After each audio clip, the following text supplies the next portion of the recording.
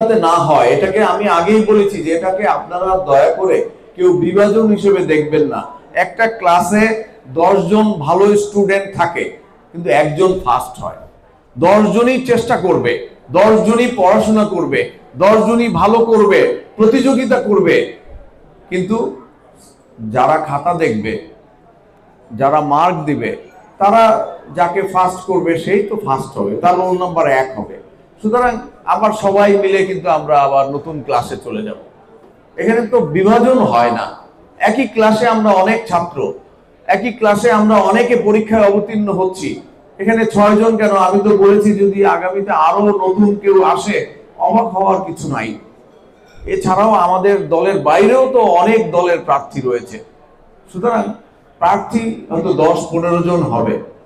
সেখান থেকে দল আমাদেরকে যদি মনোনয়ন দেয়, তাহলে আবার জনগণের কাছে আমাদের পরীক্ষায় অবতীর্ণ হতে হবে। জনগণ তো সর্বোচ্চ পরীক্ষাটা গ্রহণ করবে। কাজে দলের মনোনয়নই একমাত্র নির্বাচিত হওয়ার মাপকাঠি নয়। এটা তো দলের মনোনয়ন। তারপরে তো রয়েই গেছে বড় পরীক্ষা, জনগণের কাছে যেতে হবে।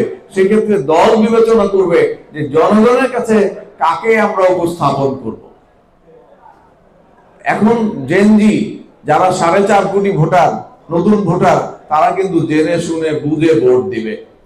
আমাদের অতীত কর্মকাণ্ড, আমাদের ব্যক্তিগত আচার আচরণ, আমাদের শিক্ষা দীক্ষা, আমাদের নীতি নৈতিকতা, এগুলো জেনে শুনে বুঝে কিন্তু আগামী প্রজন্ম আমাদেরকে মূল্যায়ন করবে। সুতরাং আগামী নির্বাচন অত্যন্ত কঠিন নির্বাচন হবে এবং এই নির্বাচনে জয়লাভ করা আমি মনে করি অত্যন্ত কঠিন হবে।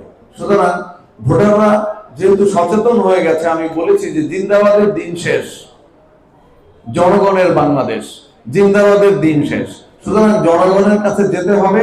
আমাদের নেতা এটাই আমাদেরকে বলেছেন যে জনগণকে সঙ্গে রাখুন এবং জনগণের কাছে থাকুন। তো আমরা কিন্তু সেটাই করছি, জনসেবা করছি। দেখেন আমাদের প্রত্যেকটা প্রার্থী শুধু ভোটই চাচ্ছে না, নানান রকমের জনসেবা কর্মকাণ্ড করছে। অন্যান্য রাজনৈতিক দল কিন্তু করছে না।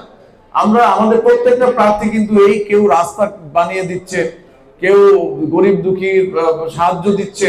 আমরা কিন্তু প্রত্যেকে কিন্তু আমরা জনসেবামূলক কর্মকাণ্ড করছি। এটা কিন্তু আমাদের দলের নির্দেশে, আমাদের চেয়ারম্যান সাহেবের নির্দেশে কিন্তু আমরা করছি। কারণ এটা ছাড়া আগামীতে পাশ করাটা এত সহজ হবে না। সুতরাং আমরা সেটাকে মাথায় রেখেই কাজ করে যাচ্ছি। আরিফ যে প্রশ্নটা করেছেন, আপনার প্রশ্নের উত্তর নিশ্চয়ই আমি দিতে পেরেছি। আরিফের প্রশ্নটা কি ছিল?